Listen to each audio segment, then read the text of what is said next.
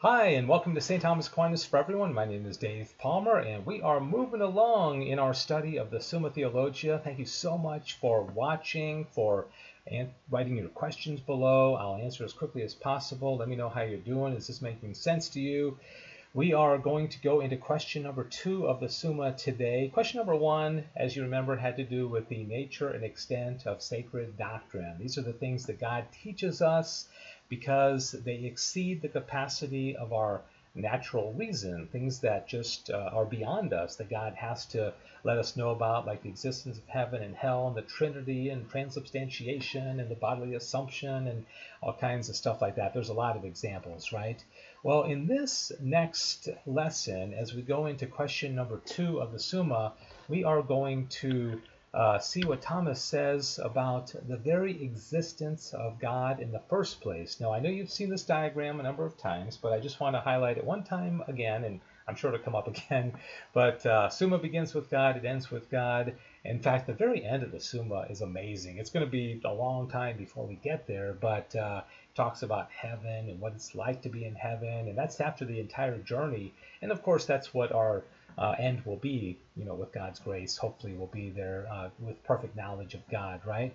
But St. Thomas Aquinas is going to use question number 2 of the Summa to not just assume that God exists, but he's going to ask the question, does God exist? And as you might know, the most famous really article of the entire Summa, and the one that people know better than any, is where Thomas explains the 5 proofs for the existence of God. And we are going to get into those in a couple of days, but not today. There's a couple of preliminary lessons that I want to tell you about before we get into those 5 proofs, but they are pretty awesome. And so Thomas here is asking question number 2, does God exist? Now, before he does that, he is going to ask a preliminary question, whether the existence of God is self-evident. And I want to real quickly mention that when you see ST1, 2, 1 like that, what that means, and this is the way that I like to put it, people, show the articles of the Summa differently, but that means Summa Theologia,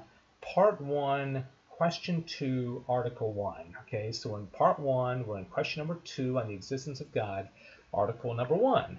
Now, what does Thomas mean by God being self-evident? All right, and I just want to point out that in our culture today, there's a lot of question about, does God even exist? There's a lot of atheists, unfortunately. It's becoming kind of hip and cool to be an atheist, and we can see that in books being written these days. The question is out there a lot. Does God exist?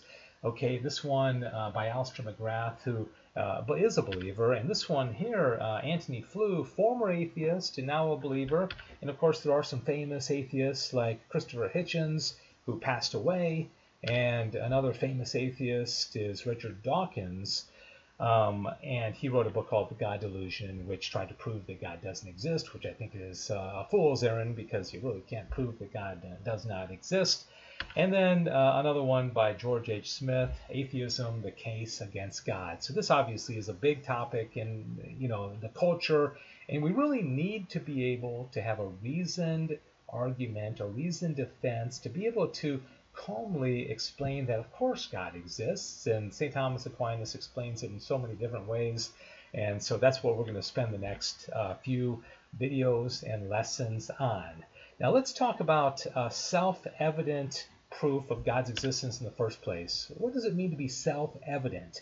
Well, 2 plus 2 equals 4 is self-evident, right? We know if we have 2 apples and add 2 apples to it, we have 4 apples. We can see that. It's very rational. It does not surpass the capacity of our reason to be able to figure it out, right?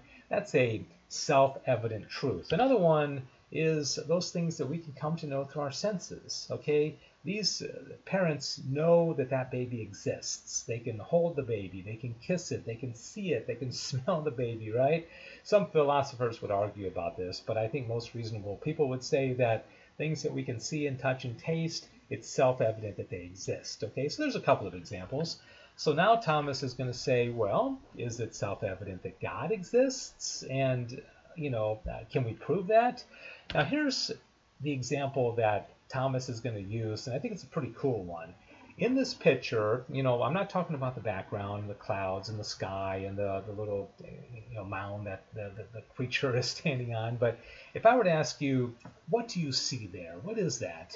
You'd probably say, I don't know, it's kind of shadowy. It looks like a man. It's certainly a human being.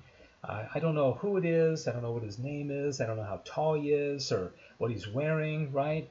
Well, keep that in your mind because that's what the example that Thomas is going to use about God's existence being self-evident, right? And here's what he has to say.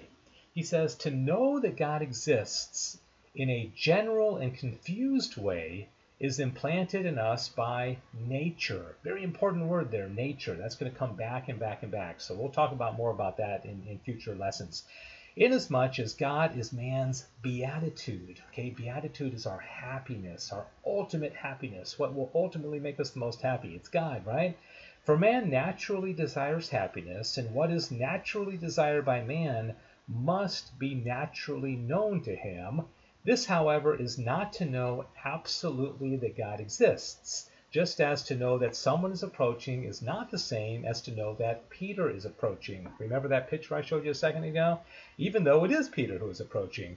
For many there are who imagine that man's perfect good, which is happiness, consists in riches, and others in pleasures, and others in something else. All right, so what is Thomas getting at here? God is our beatitude. Yes, of course God exists, and he's going to prove that in future articles in this question. But what he's saying is we can't know a lot about God. Okay, God is pure spirit, and there's a lot that we more that we don't know about God than we know about God. We know though that we want to be happy, and we know that ultimately our perfect happiness, which Thomas is going to prove, is God. Okay, so that much we know, but other than that, it's a little murky, okay, like that guy in that picture. We don't quite know what God is, okay? God's a mystery. God is beyond us. That's why we need sacred doctrine, okay? So hopefully this makes sense. How are you doing so far? Is this making sense to you? I sometimes ask my students in class, are you at 90%? Are you at 95%? What percent does this make sense? Are you at 60? Are you at 70%? I had somebody tell me today that they said, wow, this is pretty deep stuff. And yeah, it's kind of deep, but hopefully these lessons are making it a little bit more simple and easier for you to understand. All right, so that was article number 1 of question number 2 of part number 1 of the Summa. And we're going to go into another preliminary question, or article, I should say, next. Before going into the proofs for the existence of God, we're going to talk tomorrow about the existence of God. Can it be demonstrated? Okay? Comment below, ask questions, let me know how you're doing, and I will respond as quickly as possible. Thank you so much for watching and participating in this. My name is Dave Palmer, and this has been St. Thomas Aquinas for everyone. God bless you.